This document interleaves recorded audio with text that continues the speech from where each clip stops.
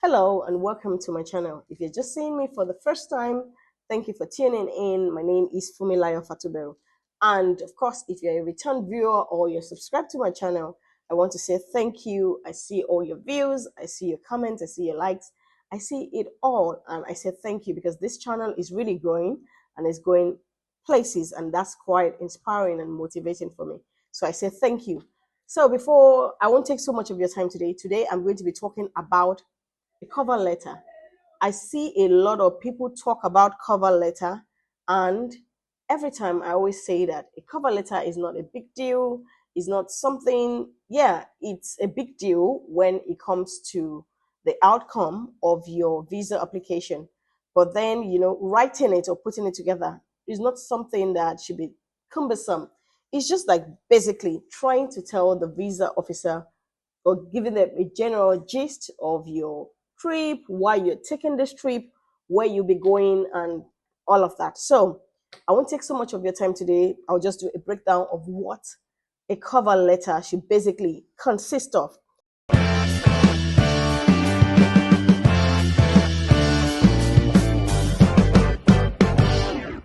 The first thing is you need to be specific when you're writing a cover letter. And when I say specific, what do I mean?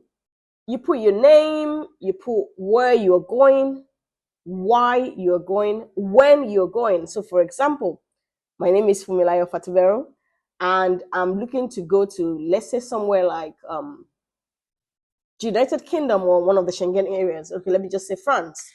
So, in my cover letter, I'll start by saying that my name is Fumilayo Fatubero, and I would love to visit wherever it is that you want to go in France. If it's going to be Paris, if it's going to be Marseille, wherever it is that you want to visit, you write it there. When you want to go, or 3rd of January to 18th of January, you make sure you include it there. And then you write why you want to go. Don't just say, I'm going for vacation. There's a reason why you're going for vacation. They need to understand, okay, you're on leave, you're going for a birthday party, is a destination wedding, or you just want to explore, but you need to be specific. Don't leave anything vague. So basically, yeah, a cover letter is just like a letter that you're writing to answer the questions that the visa officer might have when they're dealing with your application. So if you have this at the back of your mind, then every line counts. You know that, with every word, every line that you write out, you're actually answering the question that the visa officer might have for you, and you're not there to respond to. So I'll say, yeah, number one, be specific. Number two, I'm going to be looking at it because I wrote it somewhere. Yeah. Number two, I would say show proof of your preparation. How do you show proof of a preparation? Adding, saying that I've attached a copy of my flight itinerary, my hotel booking, tours I'm going to be going for. Maybe I have a pre-booked ticket, I have a paid-for ticket, all of that, it just shows preparation. That should be part of your cover letter. So basically, the first paragraph should be, your name, introducing yourself, what you do, where you're going, why you're going, when you're going there. Then number two, it should be like, okay, I've attached because I have this and that. And then I would say number three, I always say, I'm looking at it again. Number three, I would say state your finances. So yeah, by doing this, you'd have to say that, what you do for a living. I'm self-employed, or I work with so and so XYZ organization. And don't just say I work with XYZ or I work at XYZ. State your position, how long you've been at the job, how much you earn, all of that. Just state it. And know that when you're stating this, then you write that you are backing it up with, in your bank statement, your financial statement to prove your financial capability. So make sure that, this job that you have listed, the pay slip that you have included, what you have on your pay slip must match. It must match what you have in your bank statement. So I know someone that, I don't know how that happened.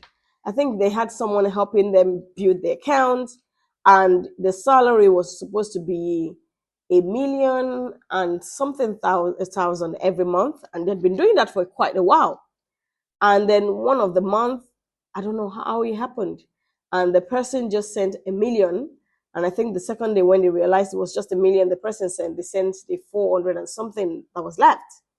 This person applied for a visa. So it was after the visa, the person was sharing the story with me. In the refusal letter, they had it there that you stated that you work at so, so, so, and so as whatever description the person gave himself or title. And then it says that you earn this amount. But on this date, only 1 million was paid, and the balance was paid like 2 days after. They do not believe that you are actually employed there, because there's no way it should be automated.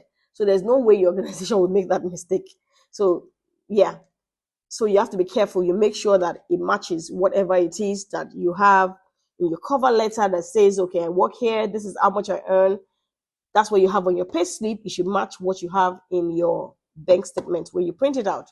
Yeah, I said, don't forget that your visa officer, what they're looking for is they're looking for consistency.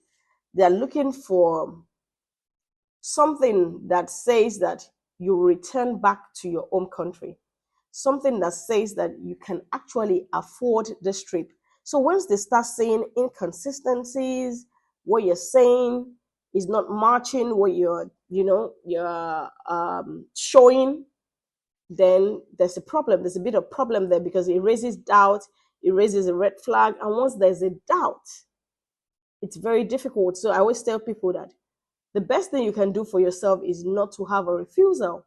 Because if you have one refusal, when the other visa officer is dealing with your application, although they always say that each application is dealt with, as it is on. But then you've casted a doubt, which is why one of their colleagues rejected you in the first place, refused you in the first place. And then when you now get there, there's extra scrutiny on your paperwork. Now look at it. If the second person now refuses you again, it now gets more difficult. That means you have extra to prove. So that's why I always say that do your due diligence, make sure you do it very well. Show that you can't afford this trip. Don't show you can afford the trip by just throwing money in the account. They're not looking for billionaires. I say it every time. The embassy or the visa officer is not looking for a billionaire or a millionaire. They're looking for somebody that has like a consistent income. There's a pattern, and that can actually afford this trip. It shows that you can actually afford the trip. The fourth one I would say you should show ties to your home country. How can you show ties to your home country? By family. So maybe you mentioned that you have a wife, or you have a husband, or you have a child or children, or you have parents, elderly parents. You can also use your assets. What do I mean by assets? Your properties, your car. People use vehicle registration documents. So people use their lease agreement, anything that shows that you're tied to this country. That just shows that you have something going on for you in the country. For job, that's you've already proved that by saying that you work here, but then you must attach, maybe your employment letter, confirmation letter if you had any promotion, when you applied for your leave, application for the leave, the response from HR, all of that, you must have it. It all adds up. Everything like that, must touch it in your cover letter. So, and then I'll also say that the next one is your financial ties, your bank statement. If you are one that you have a bank statement that is not straightforward, I'm sure you understand what I mean when I say a bank statement is not straightforward. You have some bank statement that just by looking at it, you and I, we can tell that it's quite straightforward. You know what this person does for a living, the income that is coming in, the expense that is going out every month. It's self-explanatory. Just looking at it, it's easy to be able to interpret it. But if you are one that you have a complicated bank statement, that's another letter to explain your financial statement. don't model it up in your cover letter. And if you must, what I usually do is I address it one by one. So for instance, I earn a salary of the 500,000 every month, and I'm presenting my salary account. So you've been saying month one, 500 coming in, maybe on the 28th of the month. And then month two, I have 500 on the 28th of the month. And then maybe month three, on the 6th of the month, I have like a 3 million, 3.5 million. That's huge compared to what had been going into my account. So I need to be able to explain it. So I will write in that my cover letter when I'm saying my financial, like I've attached, a copy of my bank statement to prove my financial capability.